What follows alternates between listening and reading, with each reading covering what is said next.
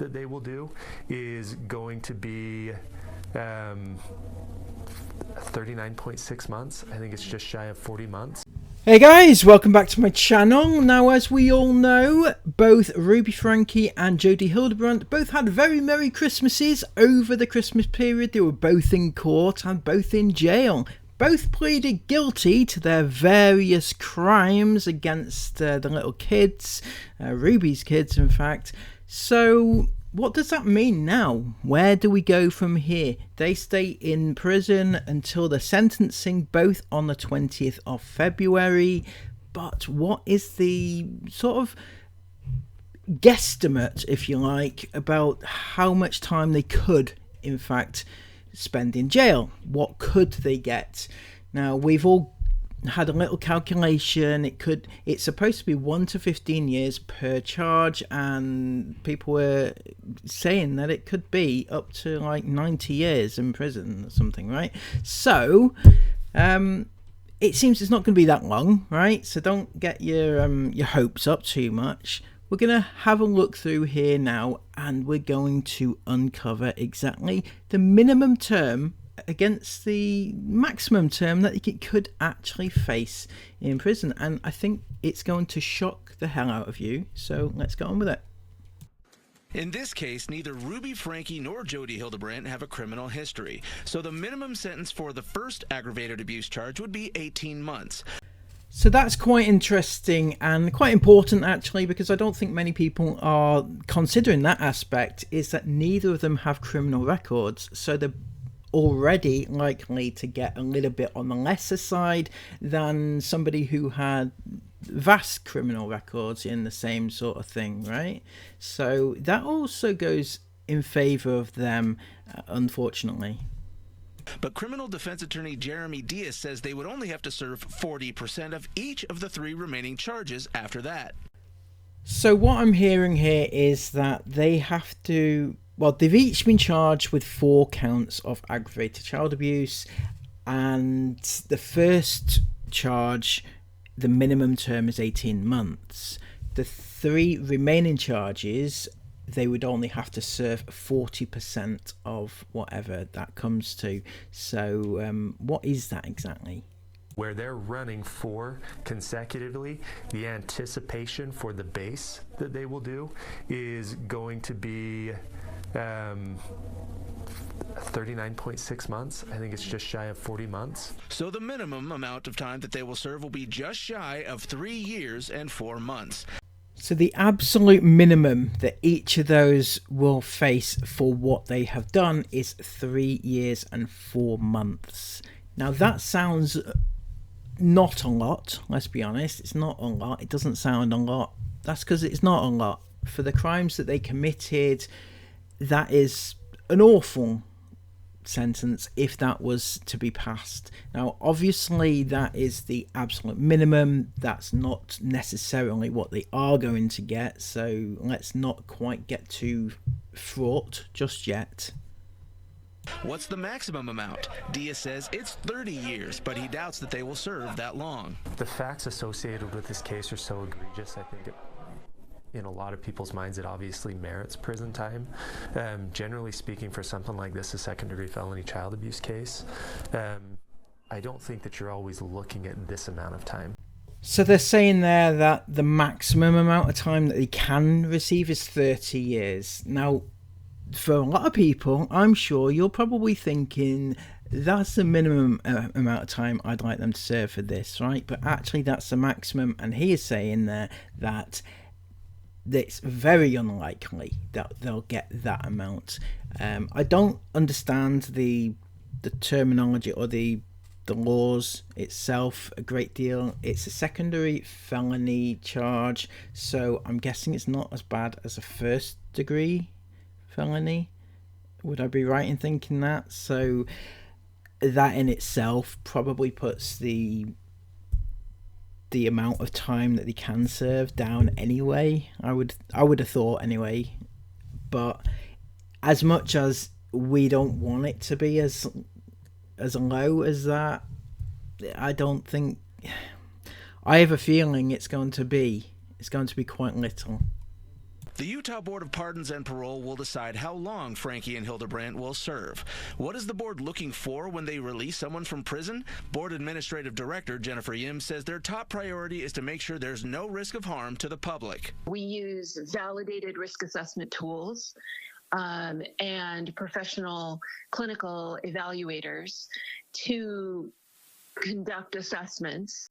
Okay, so I don't understand this bit either, to be honest.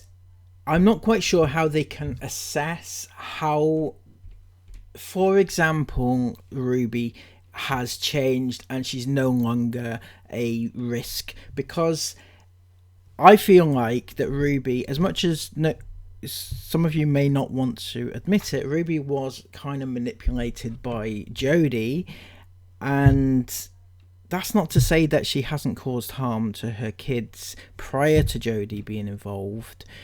But I don't feel like Ruby is a major risk to society as a whole. She's a risk to her kids, or maybe anybody that gets close to her, but I don't think she's going to go around manipulating society, I hope. But on the other hand, I do think that of Jodi. I think she is a big risk factor. If she was allowed out at any point, even in the future, I think that she would set up some sort of dodgy scheme and try and manipulate people and try and hurt people. Anybody that comes into contact with her is at risk. My opinion, I don't know her, obviously, but just from what I've seen over the years, and I don't feel that is applicable where Ruby's concerned, although she is nasty and she also deserves the same punishment as Jodi. Yim says they'll monitor to see if the inmate can control their behavior. They'll make sure the person has completed all the training programs they were assigned, and they'll make sure all people being released from prison have a plan to re-enter society. So obviously I know that these prison systems have it under control. I'm sure they do. I'm sure that all their training programs and everything else that they use to assess whether or not these people are good to come back into society, I'm sure they know what they're doing. However, I just feel like I don't know how anything is going to be applicable in this situation. Like, Ruby is specifically, I feel, a risk factor to her kids. She will manipulate her kids going forward to get back into their lives, and then they become at risk to her. So I don't see how a training program in prison, for example, is going to eradicate that or determine whether or not she is a risk. Yim says Franke's children will be invited to give their input to the parole board, but they're not required to. It's always up to the victim or a victim's representative how much and whether they want to participate in the process. So will Franke or Hildebrandt ever be able to see those children again? Well, the analysts that we spoke with say there's no law that will prevent them from seeing the kids in the future. However, they will be closely watched by Child and Family Services, and it will be up to the children to decide if they'll ever communicate with those women ever again.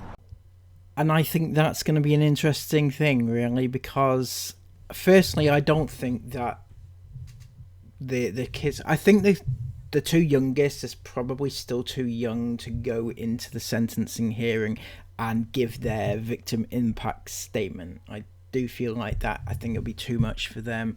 Obviously, I'm not a psychologist, but that's my opinion.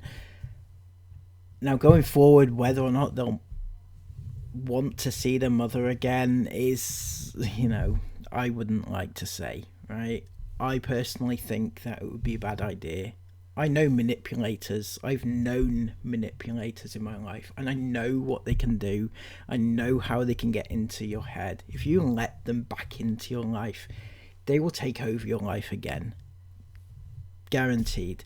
And I wouldn't want that to happen to the kids. So I know the youngest anyway, they will have lots of support around them with their older siblings and things like that. So hopefully they'll be adequately protected and given the right support going forward. Hopefully they can come to whatever solution that they need to going forward. But I also hope that the older family members, I'm talking Bonnie and Julie and all that, that they don't get manipulated by Ruby into trying to manipulate the kids on their behalf. That's also a possibility. Anyway, I don't want to be too negative. Hopefully they do get quite a long prison term. I don't know if time served is also a factor here. I mean, they've been in prison for a good 6 months or something, well, nearly 6 months, so I don't know if that comes off the time as well. Anyway, please give this video a massive thumbs up, comment all your thoughts about it down below, and subscribe to the channel if you'd like more updates like these.